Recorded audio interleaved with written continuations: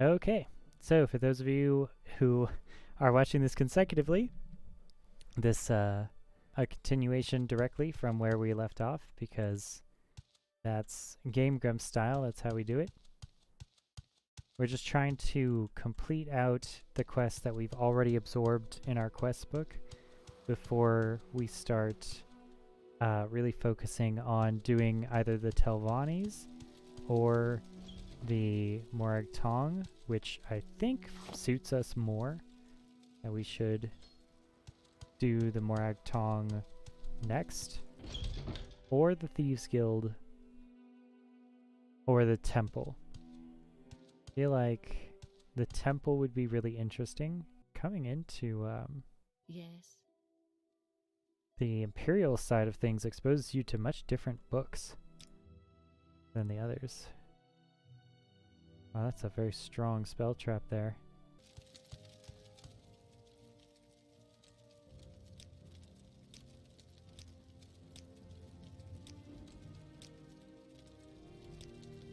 Just come in and practice your persuasion on the prisoners, because they have no social relevance, and they have no ability to retaliate. They're not real people. They're not important people. There it is, Lars Vero. I've looked it all up for you. Legion Champion. If nobody, you might come by. I've got some work for you if you're interested. Really? Longbait block?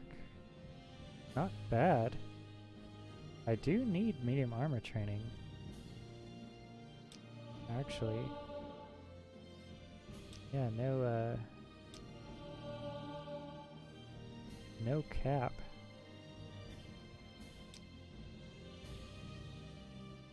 Okay.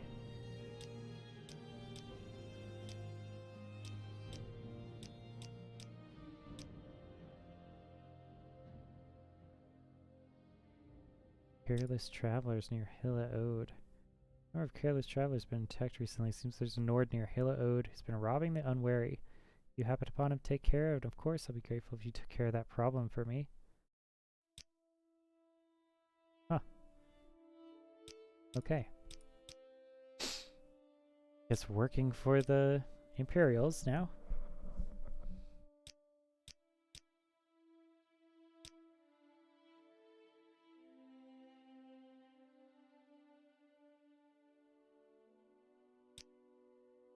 I'm a warrior by trade. I know how to fight when necessary, but I'd much rather look so tough that critters give up or run away when they see me. Personally, I favor long blades of all kinds. I use long blades of many different styles and craftsmanship here in Morrowind, and I wear medium armor for decent balance of protection and mobility, but I train with various weapon types and armor types. Like any good warrior, I'm my own armorer. Don't want to fight with worn weapons and worn armor.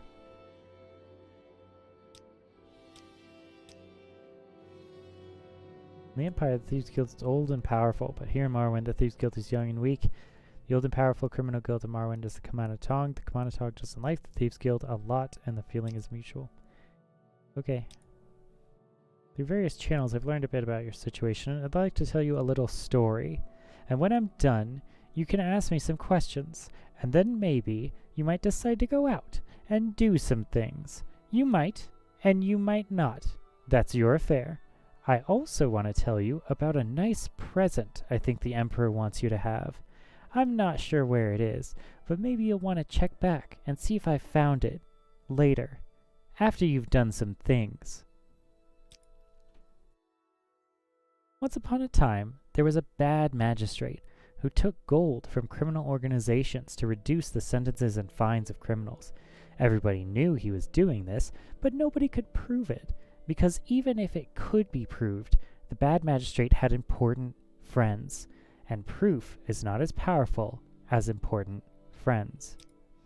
At the same time, there was a good officer who enforced the laws because he thought laws made people happy and safe. And it bothered the good officer that enforcing the laws did no good because the bad magistrate let the criminals go as quick as the officer caught them. For a long time, the good officer sighed and said, "What can I do?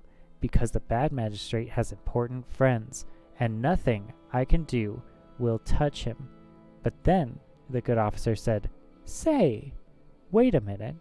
What about the bad people who are bribing the bad magistrate? They haven't got important friends, and if they aren't around, then the bad magistrate can't get any more bribes. And even better, the good officer suspected that the bad people who were bribing the bad magistrate were probably criminals themselves. So the good officer decided that it would be good if the bad people who were bribing the bad magistrate should go away. Forever. So that good officer made a little special prayer that there would be a little bloodbath to wash the bad people away. There. Isn't that a nice little story? Maybe not a perfect story, because it ends with a prayer and not a bloodbath. But maybe the story isn't over yet. Wow, this is great. I love this writing. Okay.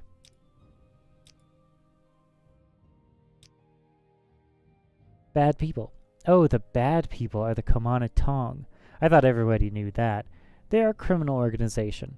Unfortunately, I don't know who the Kamana Tong are. No one will tell me, because I'm an officer, and it is against the code to tell officers things. But if the people in the Thieves Guild hate the Kamana Tong, I bet if you asked the Thieves Guild, they would cheerfully tell you who the bad people are and where to find them. Okay.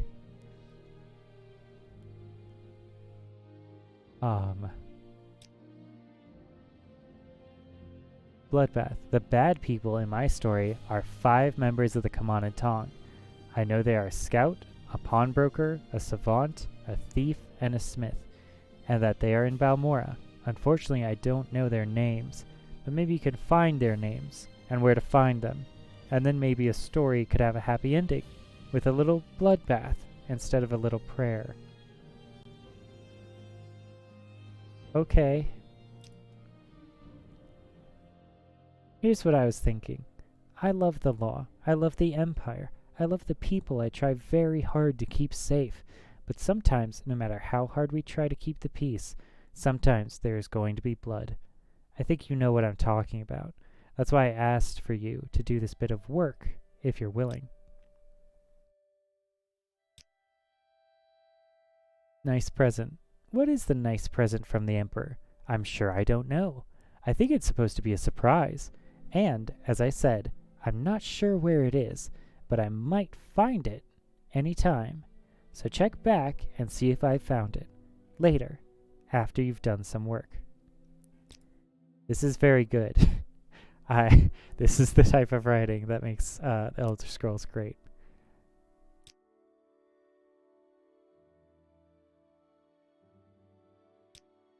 Okay, I mean, he wants us to kill the Kamana Tong. That's good. We kind of need to do that for the Thieves Guild anyway. And also, yeah, the Kamana Tong suck.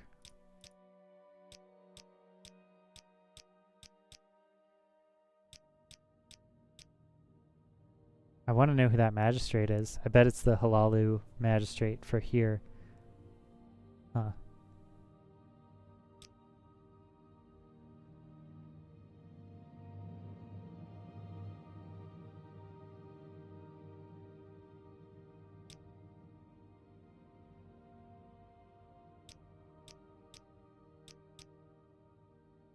Okay. Yeah, let's, I mean, let's do it, right? Might as well. I mean, I'm not part of the Empire, but if it comes to killing the Kamana Tong, that's what we want to do for the Thieves Guild anyway, so. Here's, sounds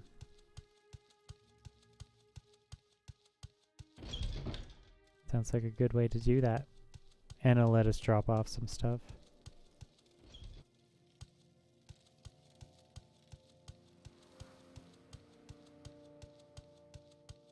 Maybe we could talk to the Thieves Guild and see who the names are so that we can make sure that we got all of them.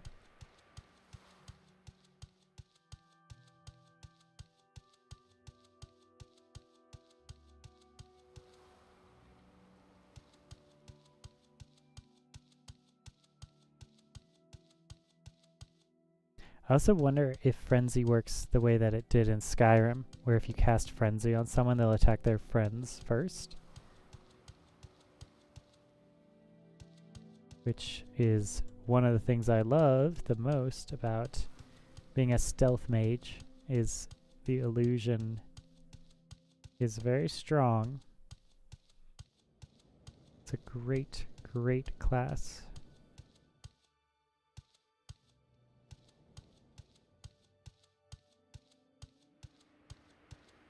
We're also going to have to kill a lot of people. We're going to have to be careful. I'm not sure if we're going to be able to do that.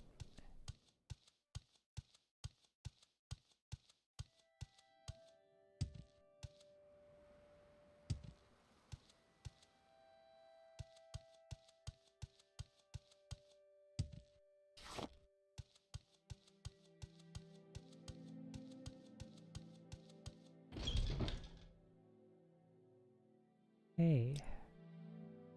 If the bad people you're looking for are the Kamanatong, and they're in Balmora, you'll find them at the Council Club Corner Club. It's a local Kamanatong hangout. The scout would be Fadusa Sarathion. Marasa Arin would be the pawnbroker. The thief is Mardiel Tirith. Savor Tranel is the savant. Thalen Velas would be the smith.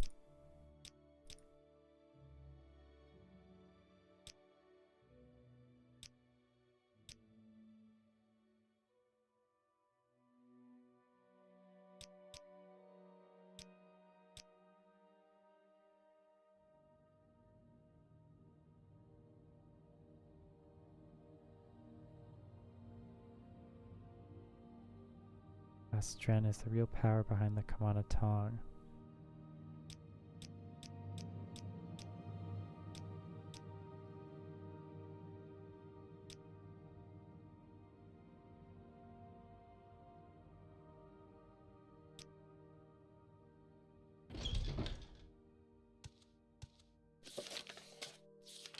Okay.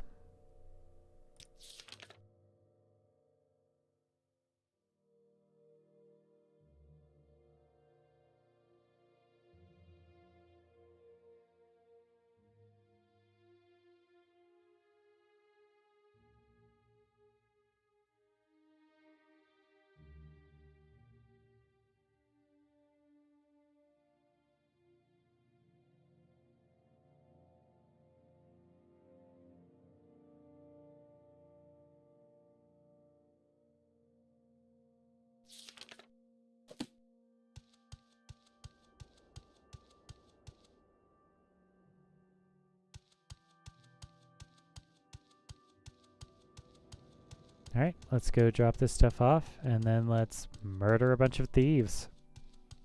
Apparently. Seems to be what's in the cards for us.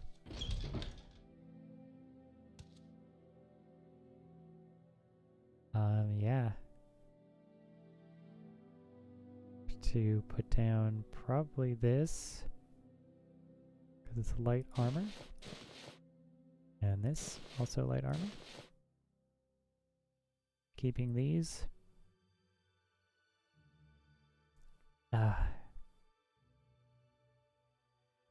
Yeah, okay. We're gonna have to put this down.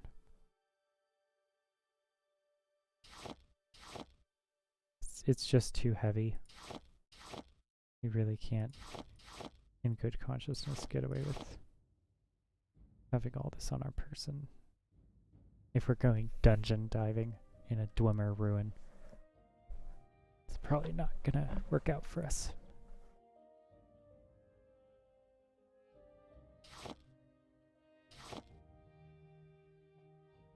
Now, where did I put that?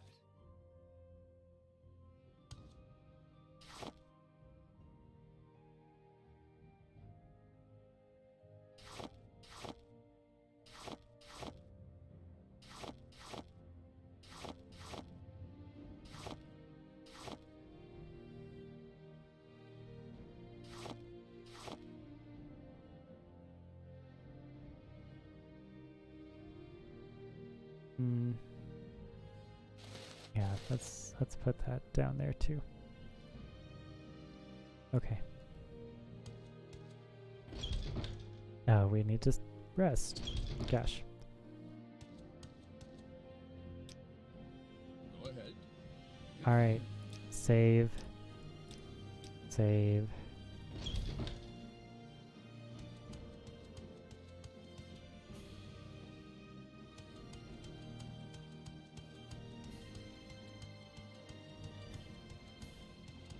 We also need to probably go to the temple first. I'm gonna pray before I do this. I'm gonna need the help. Some divine help. From my old friends who may or may not have murdered me. By the way. Vivek and Alamexria. Huh.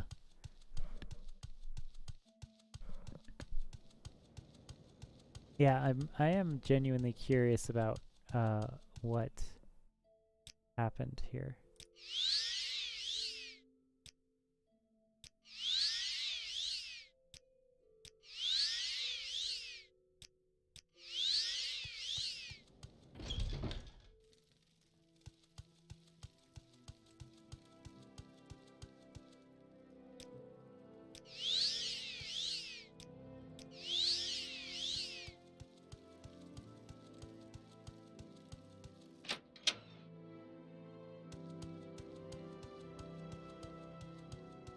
And heck, I might have to just keep working out through the temple.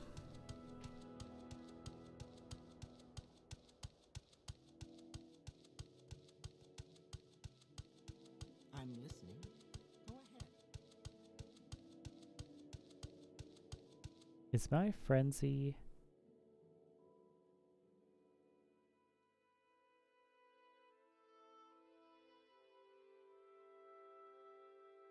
on touch? It's on target. Okay. That's nice.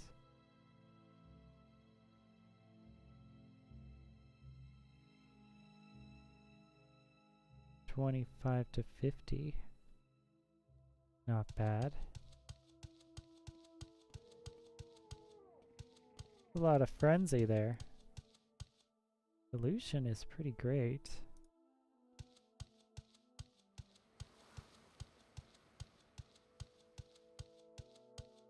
Sorry, stranger. My time is short, so get on with it. Can hire a hireling and then take him inside.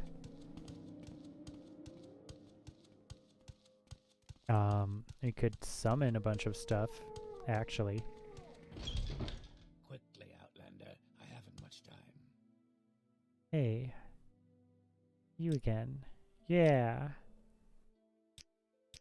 You mind helping me with the problem? The problem is that you're alive. Healing is useful to educate and intimidate others, especially when brutal, cruel, and arbitrary. Cool. What a good... Sounds like a fun bunch of people.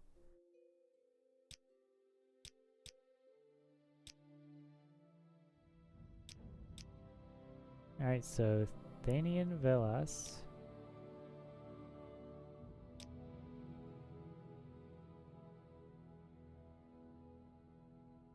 Brother of Duke Radamdren, an important businessman.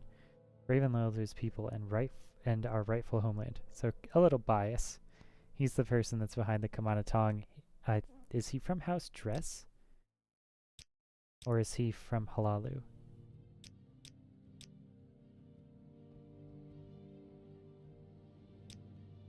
Okay, so this is it. We're gonna save, and then we're gonna become as strong as we possibly can. We're gonna summon everything. And then we're gonna go. So... let's see. This first, probably.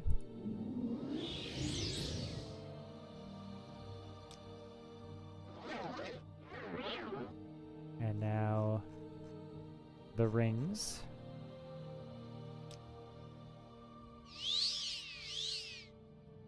Alright, we need to check if this person is really the person that we're here for.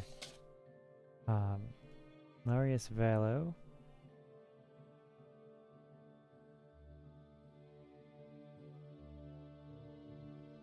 Medusa, Unreal Thirth, Inland Villas. Inland Villas. It's straight that we're just like looking right at him. We're like looking down our book, looking up at him, looking down at our book, looking up at him. Like, is there something I could help you with? And you're like, one second. Please don't talk. Yeah, this could work.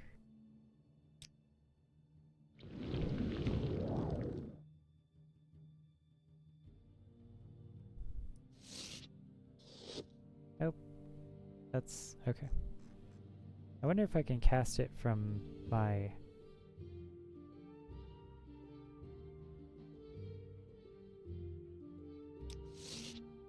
Oh, it automatically casts it. Hey, buddy.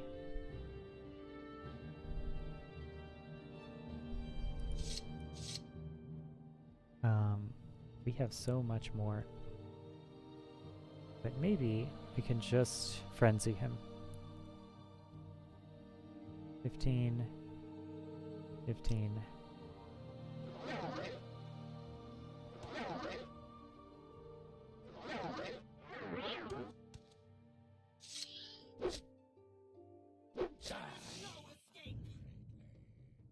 Did it not work? Did I not frenzy him?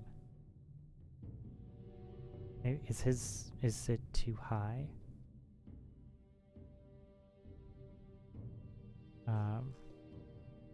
Regardless, let's do the curious.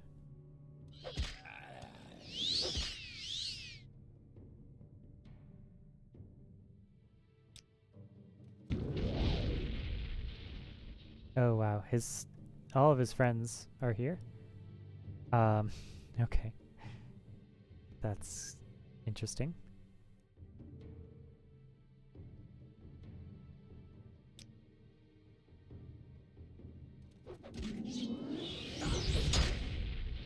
Wow.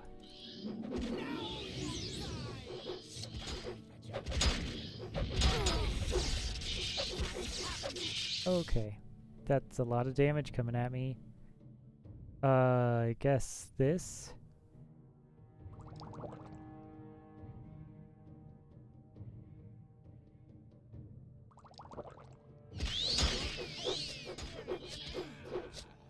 There is no escape.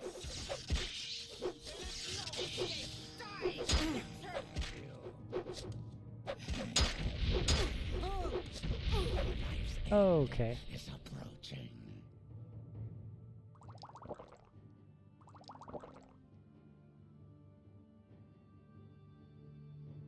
Kill Viper Sword. Rough.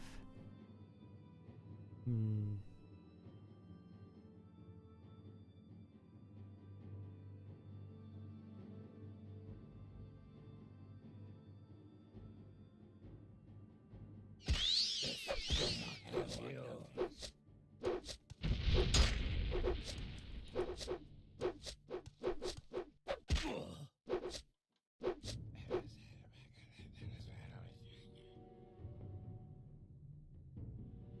Okay, that's a lot of bounty right there. Okay. Now you die. Okay, maybe not that.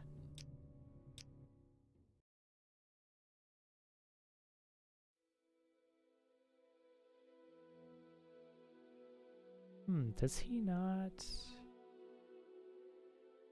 frenzy?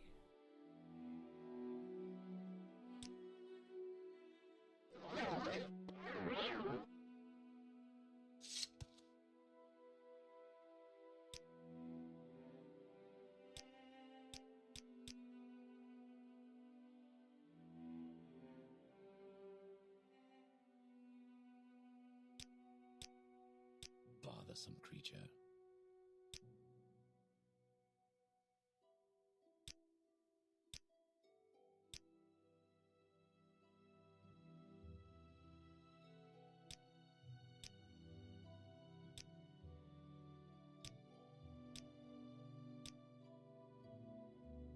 I want you to attack me. Why? Why would you attack me?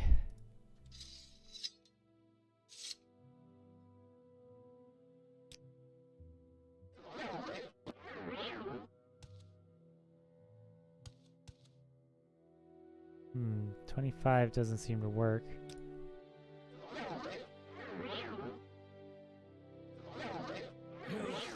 Okay.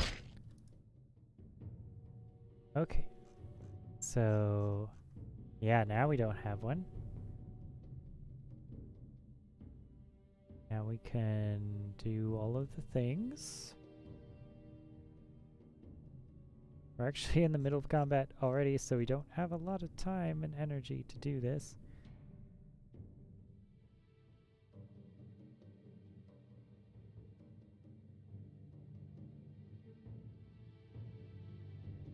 Ah, God.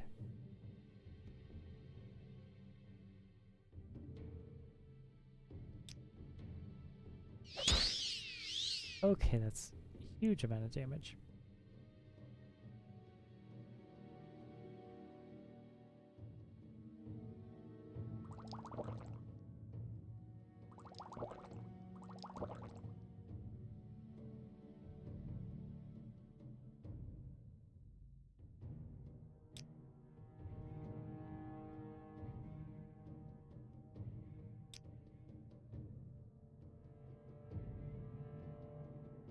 Alright, we have to remember to use all of the things that we have.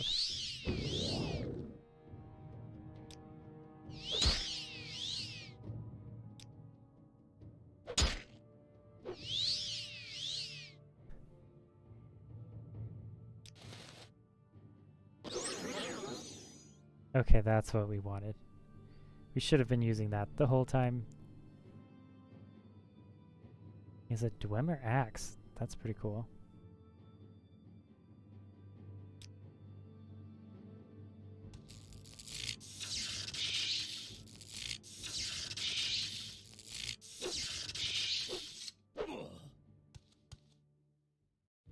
Okay. Not bad.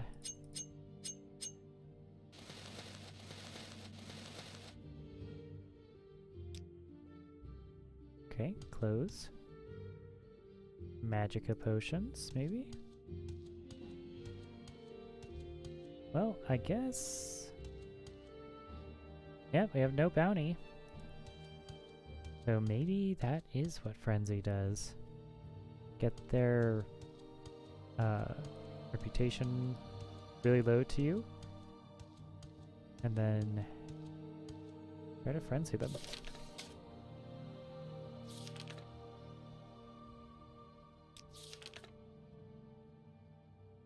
Alright, Savor, Trandel. Thalen Velas is dead. Savor Trandel is next. That's Savor Trandel. Thalen Velas. Savor Trandel.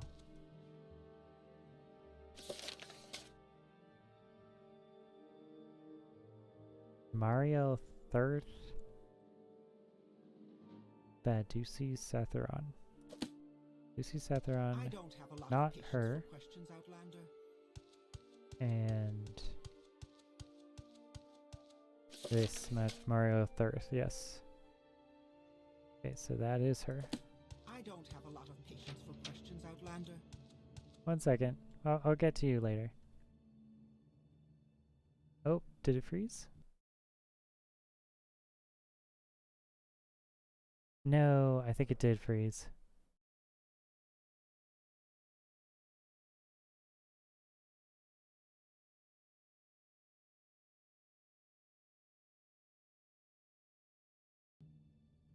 Oh, okay, it's back.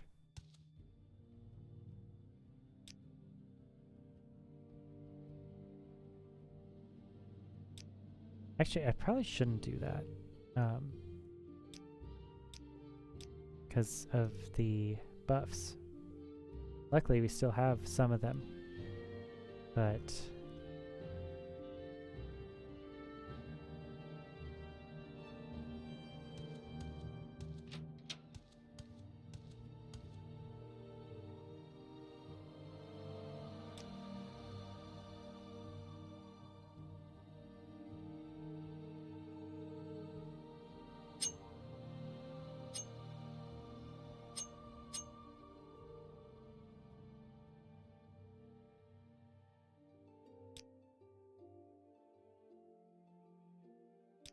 Oh wow.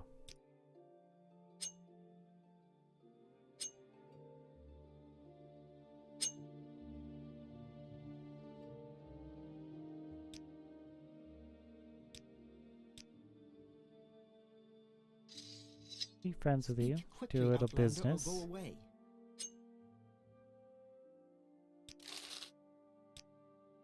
Yeah.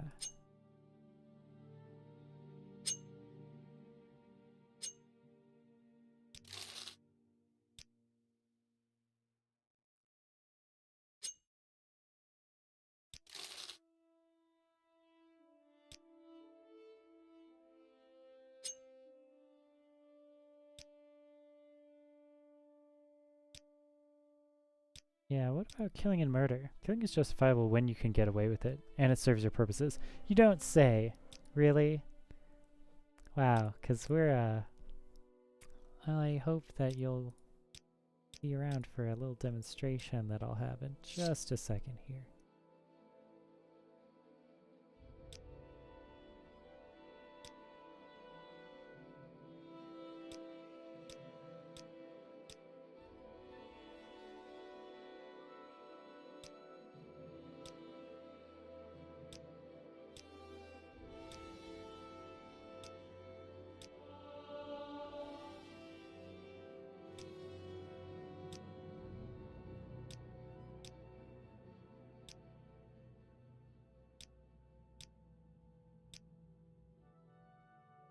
Hmm.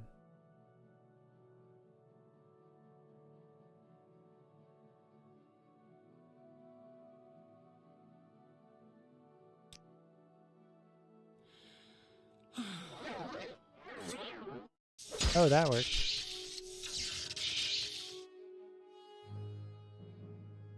Iron spark blade, huh?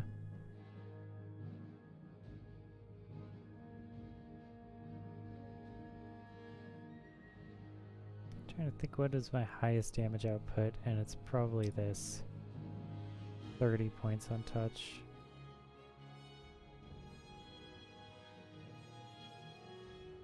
Also, we did say that we would do the other thing.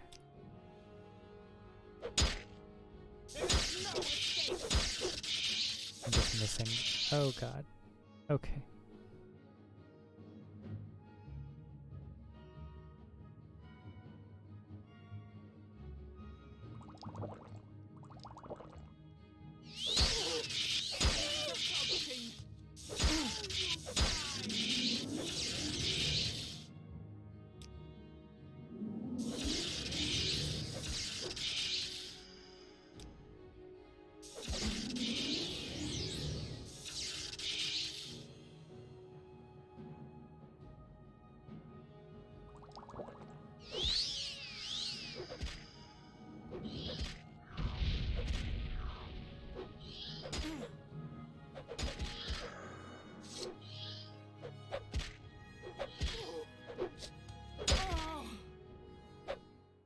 Okay, good job. Thank you, Ancestor Ghost. Really good job. Iron Spark Blade, nice. Not terrible at all. Cloth Bracer, all of my stuff back.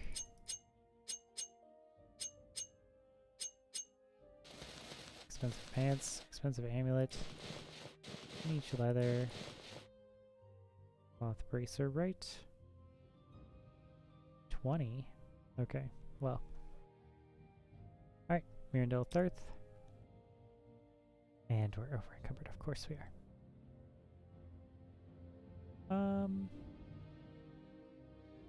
Let's check. It's a 30.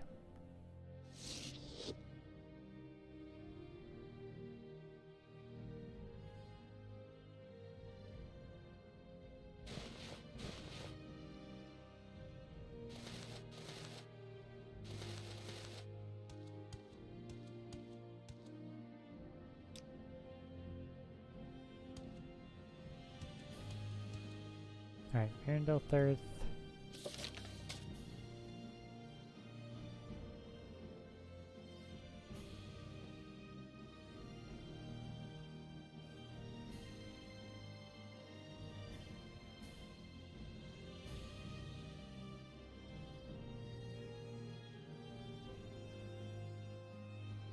So Vedusa and Marissa.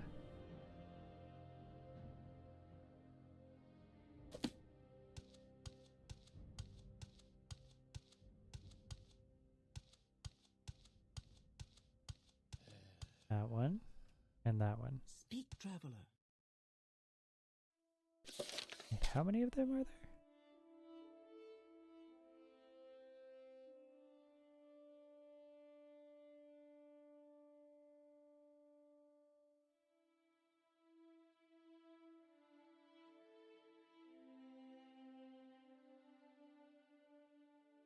I did these two. Marissa, Vendusa. And not Savor. And not Benor. Vendusa. Marissa, Aaron.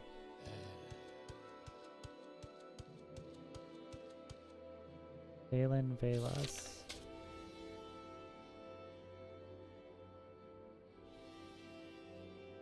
Savor Trundle.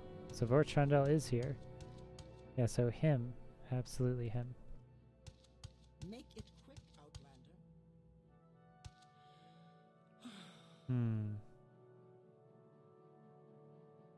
I am curious if I frenzy one of them, if the others will show up.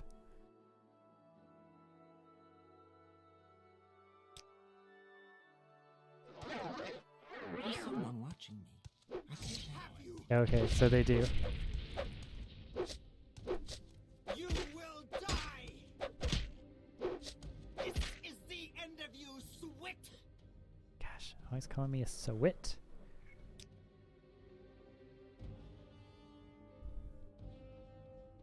I could Okay. kill that Gore. Those boots are ruined.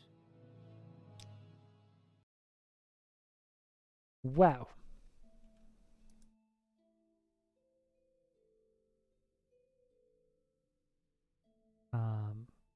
Maybe we can't do command.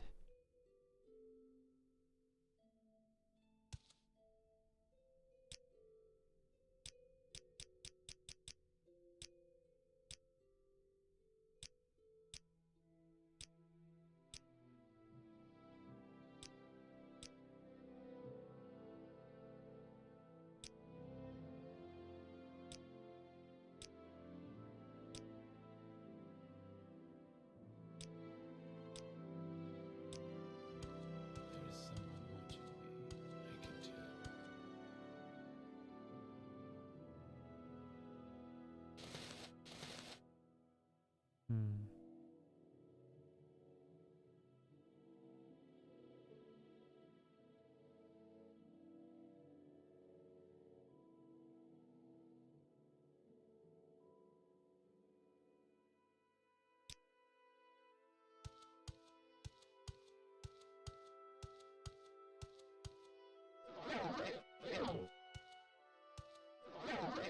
There is no escape.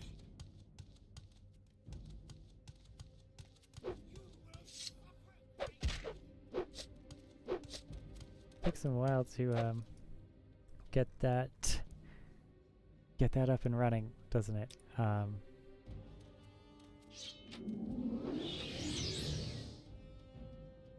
Okay. Chew on some ghosts for a while. You will die.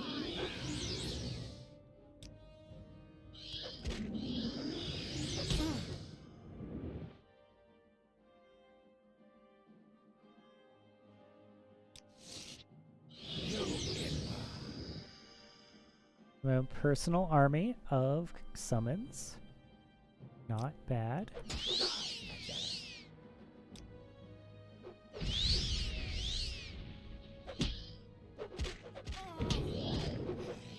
you?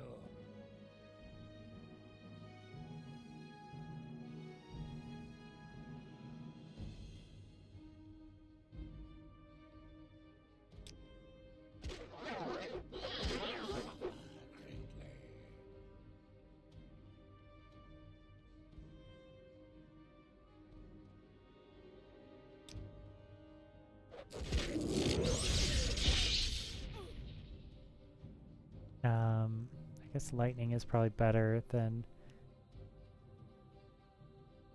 going with this. Let's do at least one of these.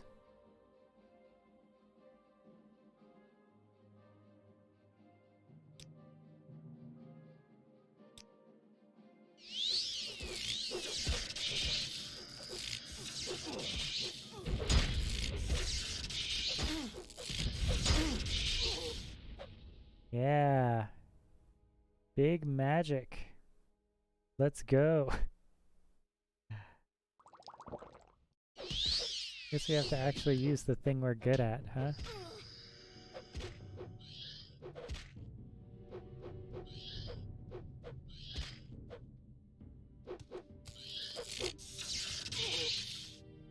There we go.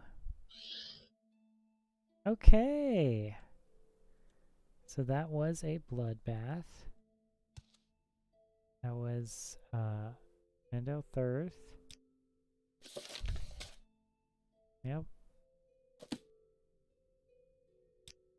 Swords of Corpse. Now. Check our bounty. Free and clear. No bounty at all. Marissa Arlen.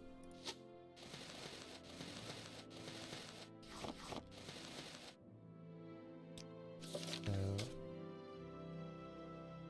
Marissa Arlen. The pawnbroker.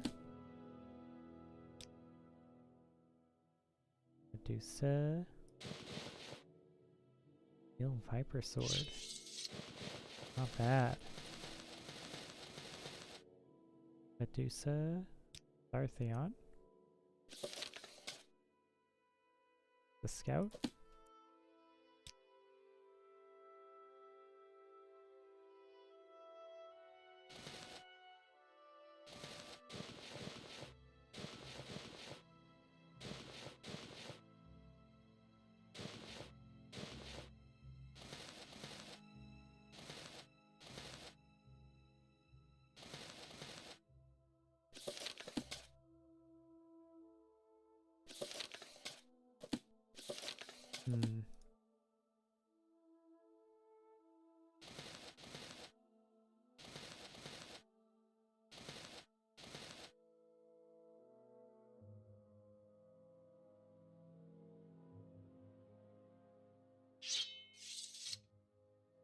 That long blade is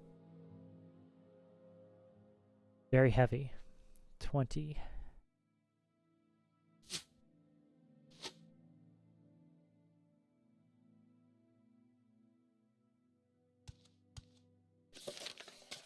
Then for Trendel Savant. Oh hey, look at that. The key. And extravagant everything. Yes, please. Pilgrim's Path, Homilies of Blessed Almaxia. Thank you, Savor. Your services will no longer be needed. Expensive versus extravagant. I think extravagant is better, right? Isn't it? What am I wearing? Yeah, extravagant.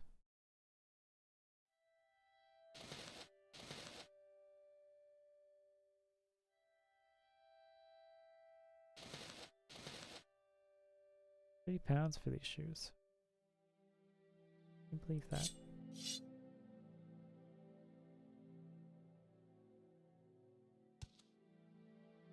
Oh, I am all tuckered out. That is a lot of stuff that we can sell and that we need to sell. Hey, buddy. Nice bar you have here. It's a shame if something were to, you know, happen to all of it.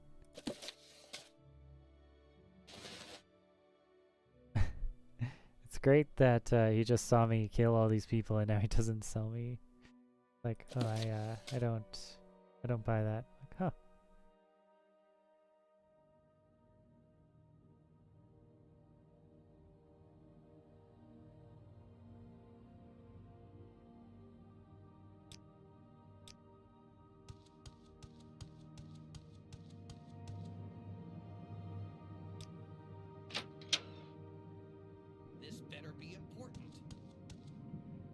Alright, the question is, what do we want to keep and what do we want to drop? I think we want to keep all of this stuff. Do you want to make this our house now? This better be I feel like it could be very easily. Yeah.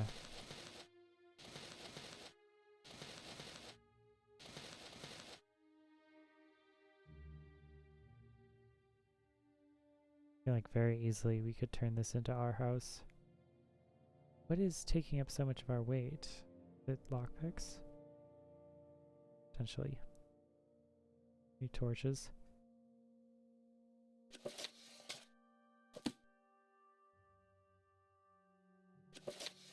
Put down the books.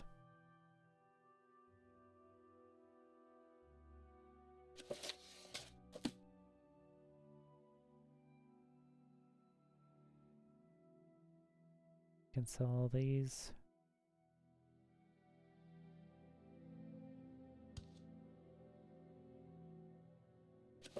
What are the homilies? Oh yeah. We've read these before. Very good to have a religious background to our books, though.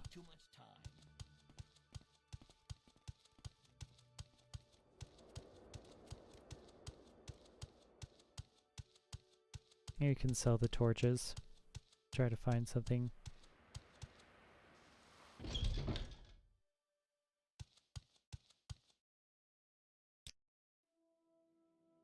Hey buddy, you never guess the day I had.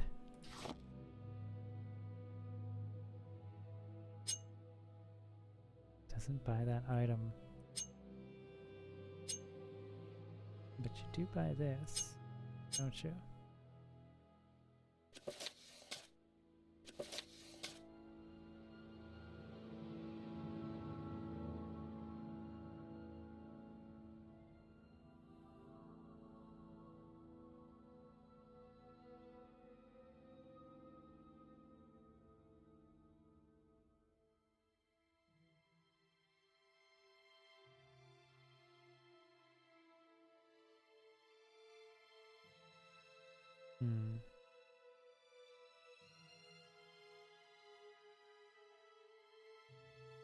It didn't use enough of our items either.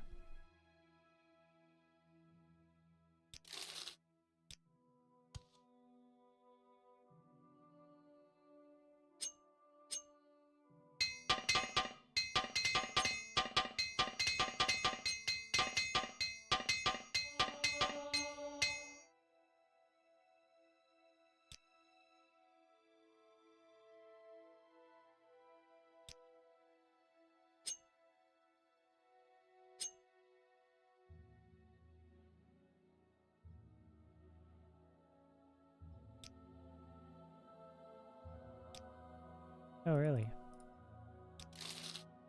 Revere, you gotta be good to me, buddy.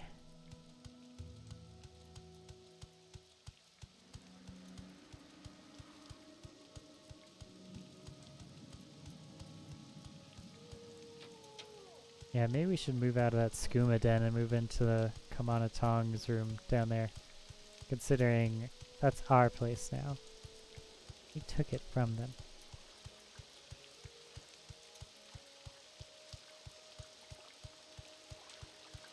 I think that's everyone on the list, right? Pretty sure.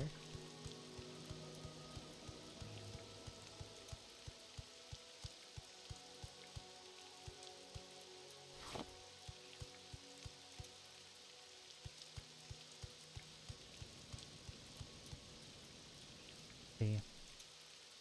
4 for the level up? Yeah, that makes sense.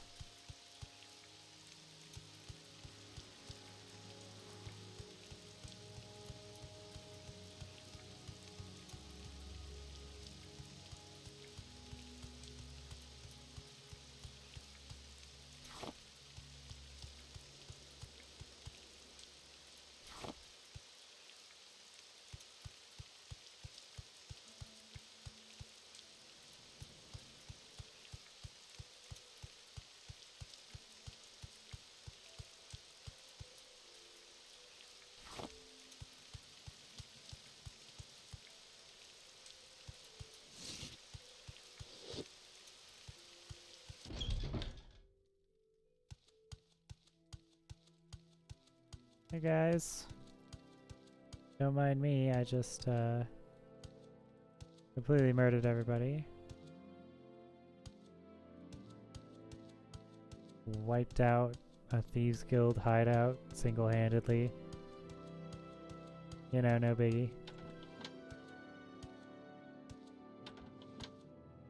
Huh. What do you want? What do you want?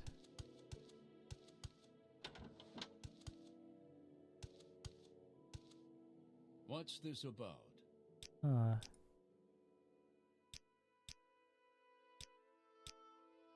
I'm a magistrate, meaning I'm the local judicial officer tasked to make sure citizens follow imperial law. I have the jurisdiction to try both minor and major criminal cases.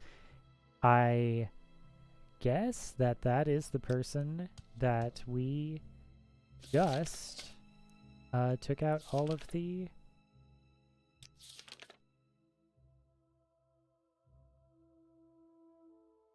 Nolus Arterius is on the take. Hi. Yeah, you're on the take for sure. A Grand Soul Gem with a Grand Soul Gem inside it. That's pretty good. Isn't it? Hello. Don't mind me.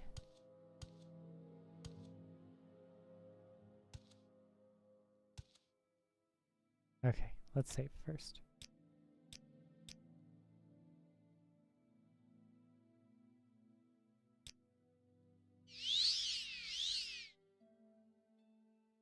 Maybe invisibility?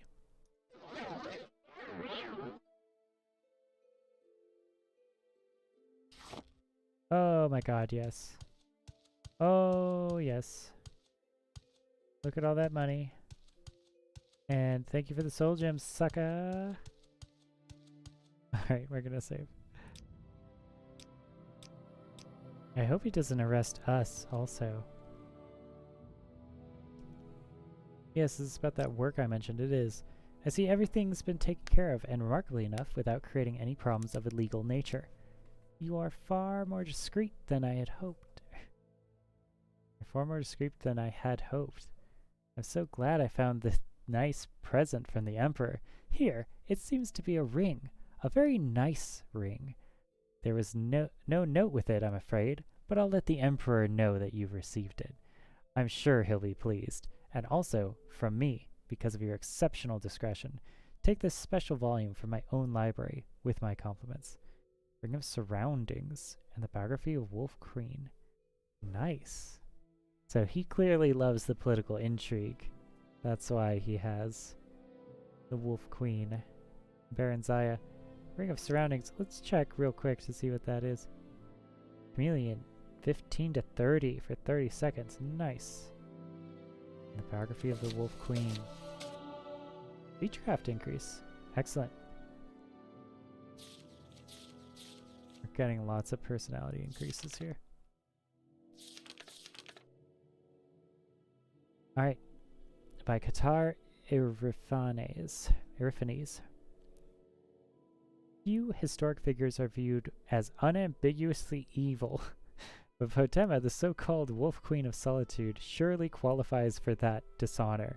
Born in the imperial family in 67th year from the Third Era, Potema was immediately presented to her grandfather, Uriel Septim II, a famously kind-hearted man who viewed the solemn, intense babe with whispered, "She looks like a she-wolf about ready to pounce." Okay. So this, I don't know, this could be like lore. This could be like rumor about someone is infamous. Potema's childhood in the imperial city was certainly difficult from the start. Her father, Prince Pelagius Septim, and her mother, Kizara, showed little affection for their brood. Her eldest brother, Antiochus, 16 at Potema's birth, was already a drunkard and womanizer, infamous in the Empire. Her younger brothers, Sepphoris and Magnus, were born much later, so for years she was the only child in the imperial court. At the age of 14, Potema was a famous beauty with many suitors, but she was married to cement relations with the king Mantiarco, again, the famous necromancer from Oblivion. of the Nordic kingdom of Solitude. She entered the court, it was said, as a pawn, but she quickly became a queen. The elderly king, Mantiarco, loved her and allowed her all the power she wished, which was total. When Uriel Septim II died the following year, her father was made the emperor, and he faced a greatly depleted treasury thanks to his father's poor management. Great. Pelagius II dismissed the Elder Council, forcing them to buy back their positions. Yes, we're familiar with this from the brief history of the empire. In the Third Era 97, after many miscarriages, the Queen of Solitude gave birth to a son, who she named Uriel after her grandfather. Mantiarco quickly made Uriel his heir, but the queen had much larger ambitions for her child. 2 years later, Pelagius II died, many say poisoned, by a vengeful former council member and his son. Potema's brother, Antiochus, took the throne. Interesting, I wonder if she arranged that. I mean, she doesn't have to arrange it. He's super old, so you just wait. And your son needs to grow up. He shouldn't be 2 when you make your big power play politically.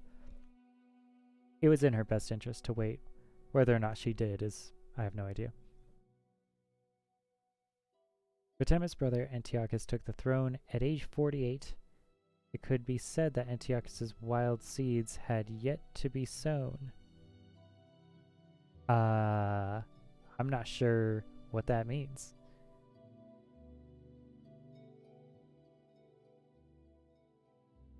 Antiochus took the throne of Solitude, or Antiochus took the throne of the empire itself? And the history books are nearly pornographic in their depictions of life at the imperial court during the years of his reign. Because he's such a drunkard at 16, and he is very depressed and has, it's never lived as a child. Imperial court during the years of his reign, Potema, whose passion was for power, not fornication, was scandalized every time she visited the imperial city. Mantiarco, king of Solitude, died the springtide after Pelagius. Okay, so Pelagius II, the emperor, died, and Potema's brother got the throne, but he was horrible, or at least very, very sexually liberal, which she did not like. And also expensive. That's the thing, is when you're spending government money, you have to be really careful how you do that. Mantiarco, king of Solitude, died the springtide after Pelagius II. Uriel ascended to the throne, ruling jointly with his mother. Doubtless Uriel had the right and would have preferred to rule alone, but Potema convinced him that his position was only temporary. He would have the empire, not merely the kingdom. Uriel ascended to the throne. So her son ascended to the throne, ruling jointly with his mother. Yeah, Uriel... So, basically they're saying her son is a male and has the right to rule and would have preferred to rule alone, but his mom was always over his shoulder advising him and getting involved in politics. Potema convinced him that his position was only temporary. He would have the empire, not merely the kingdom. In Castle Solitude, she entertained dozens of diplomats from other kingdoms of Skyrim, sowing seeds of discontent. Her guest list over the years expanded to include kings and queens of High Rock and Morrowind as well. Yeah, who's visiting which ruling diplomat location can be a very public and interesting way of tracking diplomacy, because those two kingdoms are having contact. Who knows what that contact is really about? It's always an excuse to be in the other's capital. For 13 years, Antiochus ruled Tamriel and proved an able leader despite his moral laxity. Several historians point to proof that Potema cast the spell that ended her brother's life, but evidence one way or another is lost in the sands of time. In any event, both she and her son Uriel were visiting the imperial court in Third Era 112 when Antiochus died and immediately challenged the rule of his daughter and heir, Kintyra. Okay, so several other historians point to proof that Potema cast the spell that ended her brother's life. But this author, who is writing a biography of the Queen, which is always a dangerous thing in history, because if you're writing a biography about someone, that's a lot of time and energy of your life that you're putting into this person, and you kind of can't help but like them over time. So you end up being an apologist for them. And when you pick someone as like infamous and evil as this person is, that has some effects.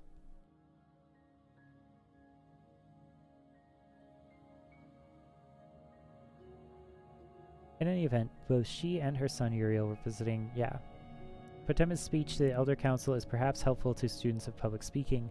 She began with flattery and self-abasement. My most august and wise friends, members of the Elder Council, I am but a provincial queen. So we've read this before. We've read this speech in another book earlier in our Let's Play, I believe. Let's see if there's any differences between this one.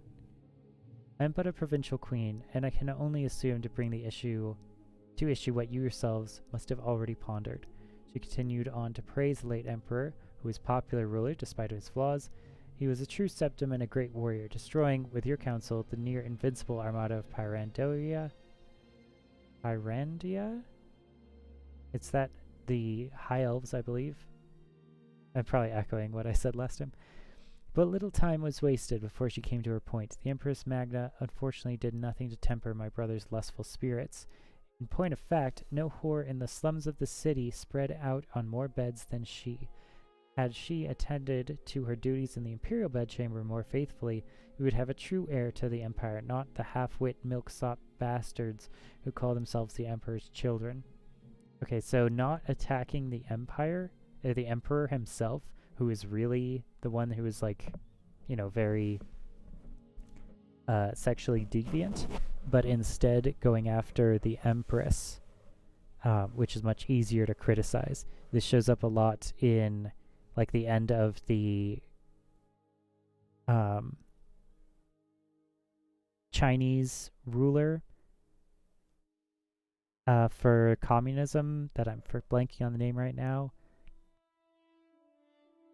It's Mao. What's it? Chairman Mao. Chairman Mao's wife was executed and blamed for like all of the country's evils after he died, even though Chairman Mao was the person who did a lot of those horrible things to China during that time period. And it's a sort of martyrdom that often happens somewhat in Asian communities, but like when the husband dies, society has this weird thing where they try to kill the wife because it's just political loose ends, and there's lots of reasons, both religious and cultural and historical. But yeah, it's always a dangerous thing to be the surviving empress after your emperor husband dies. People come after you. The girl called Kintyre is popularly believed to be the daughter of Magna and the captain of the guard. It may be that she is the daughter of Magna and the boy who cleans the cistern. We can never know for certain, not as certainly as we can know the lineage of my son Uriel, the last of the Septim dynasty. Okay, so baseless accusations, just sowing doubt. Like, you can say things for free. That's one of the unfortunate realities of democracy and politics in general, is you could just introduce doubt into anything. And if it's credible, or it seems credible, or sounds credible, that's where you can get a lot of political leverage. Despite Potema's eloquence, the Elder Council allowed Kintyre to assume the throne as the Empress Kintyre II. I mean, this is, it's very clean. Seems like well-chosen words for a speech. Yeah, I mean, I kind of miss memorizing speeches. There are always ways to sound good. The Elder Council allowed Kintyre to assume the throne as Empress Kintyre II. Potema and Uriel angrily returned to Skyrim and began assembling the rebellion. Details of the War of the Red Diamond are included in other histories, We need not recount the Empress Kintyre II's capture and the eventual execution in the High Rock in the year 3rd Era 1114, nor the ascension of Potema's son Uriel III 7 years later. Her surviving brothers, Sepphoris and Magnus, fought the Emperor and his mother for years, tearing the Empire apart in civil war. When Uriel III fought his uncle Sepphoris in Hammerfell at the Battle of Ichting, again, like, really glossing over the horrible tragedy parts of this story. Like, this biographer is very... she almost can't help but be favorable to Potema the Wolf Queen. You know what I mean? When Uriel III fought his uncle Sepphoris in Hammerfell at the Battle of Ichting in 3rd Era 127, is Uriel III...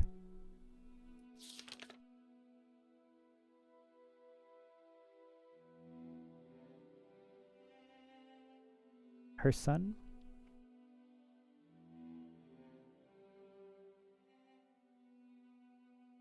Yeah, I think so. It's Uriel III. She chose the name specifically to echo the older emperor, probably.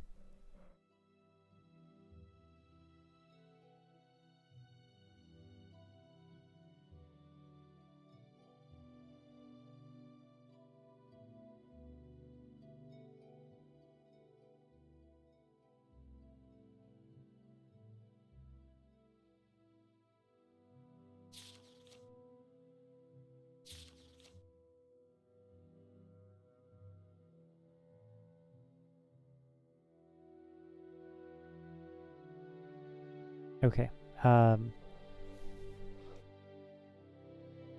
Potema is fighting her other brother, Uriel's uncle Magnus, in Skyrim at the Battle of Falkenstar. She received word of her son's defeat and capture just as she was preparing to mount an attack on Magnus's weakest flank. The 61-year-old Wolf King flew into a rage and led the assault herself. It was a success, and Magnus and his army fled. In the midst of the victory celebration, Potema heard the news that her son, the Emperor, had been killed by an angry mob before he had even made it for trial in the Imperial City. He had been burned to death within his carriage. Okay. When Sepphoris was proclaimed Emperor, Potema's fury was terrible to behold. She summoned Daedra to fight for her, had her necromancers resurrect her fallen enemies as undead warriors, and mounted attack after attack on the forces of the Emperor Sepphoris I. Her allies began leaving her as her madness grew, and her only companions were the zombies and skeletons she had amassed over the years. The Kingdom of Solitude became a land of death, stories of the ancient Wolf Queen being waited on by rotting skeletal chambermaids and holding war plans with vampiric generals terrified her subjects. Okay. I wonder if this is in Skyrim at all. That would be cool, because we have Solitude, right? Don't we? Yeah. You can go to Solitude. It's still like one of the biggest keeps in Skyrim, like the seat of the Empire. Potema died after a month-long siege on her castle in the year 3rd Era 137, at the age of 90. While she lived, she had been the Wolf Queen of Solitude, daughter of the Emperor Pelagius II, wife of King Mantiarco, aunt of the Empress Kintyre II, mother of Emperor Uriel III, and sister of the Emperors Antiochus and Sepphoris. 3 years after her death, Antiochus died, and his and Potema's brother, Magnus, took the throne. Her death has hardly diminished her notoriety, though there is little direct evidence of this. Some theologians maintain that her spirit was so strong she became a Daedra after her death, inspiring mortals to mad ambition and treason. It is also said that her madness so infused Castle Solitude that it infected the next king to rule there. So, yeah, in Skyrim, Sheogorath, the Daedra of Madness, is found in, like, the bottom areas of Solitude, in, like, one of the chambermaids and, like, in the dungeons. I think so. Pretty sure. It'll be very rich to play Skyrim again, knowing all of this history. Ironically, that was her 18-year-old nephew Plagueis, the son of Magnus. Whatever the truth of the legend, it is undeniable that when Plagueis left Solitude in 3rd Era 145 to assume the title of Emperor Plagueis III, he quickly became known as Plagueis the Mad. It is even widely rumored that he murdered his father Magnus. The Wolf Queen must surely have had the last laugh. Okay.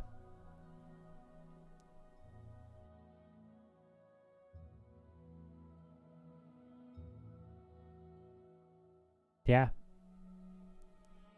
Maybe she possessed him to kill Magnus. Very nice. Very rich. Very, very good. Very good.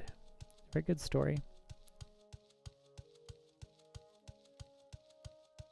You have something to say to me? Alright, one more, I guess, long quest in the dirt. Now we just have to go and deliver this to the Thieves Guild.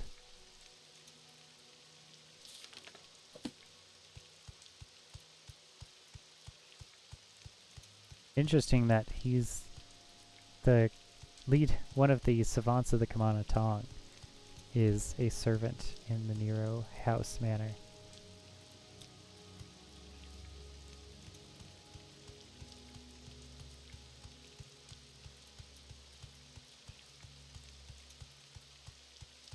So the question remains, should that be our house now?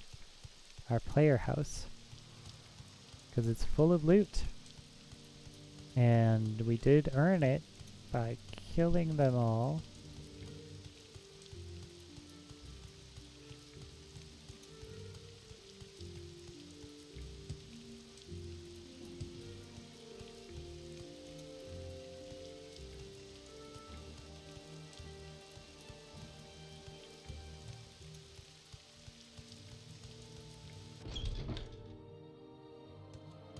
Today's How do you do?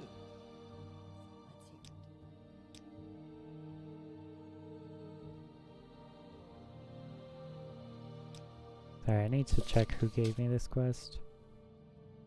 Assume that he's referring to the deaths of Venices right at the Marsa Aaron, Serva Trandel, and Thalian Varus of the Kamana Tong. He then gave me a ring called a nice present from the Emperor. He also gave me a book in recognition of my exceptional discretion.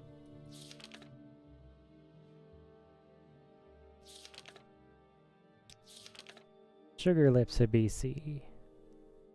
That's who it is. Good old Sugar Lips.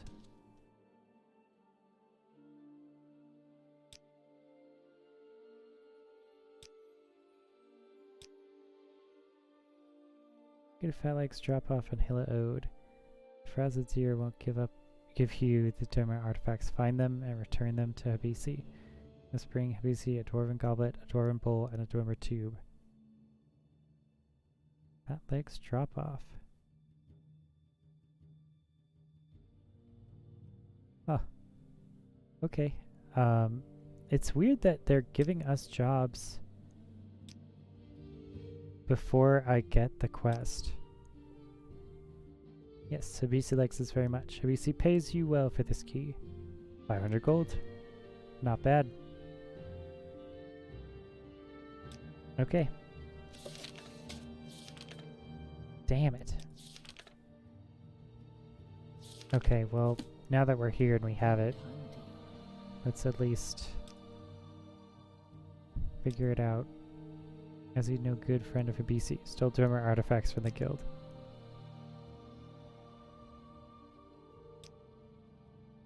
Tabiri the footpad. Okay.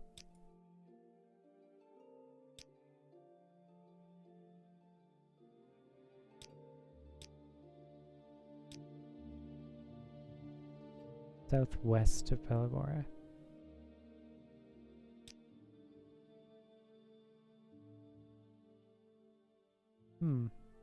That's that fishing town, right? I think so. His home is in the middle of the streets.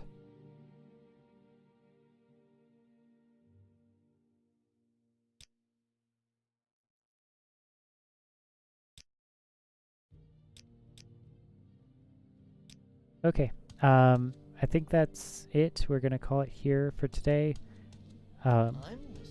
We're gonna go get some food. I might be back later.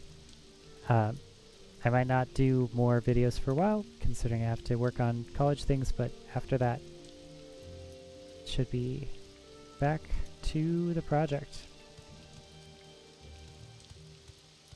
And we have to think about what we're gonna do with all that loot. Whether we're gonna sell some of it and keep others.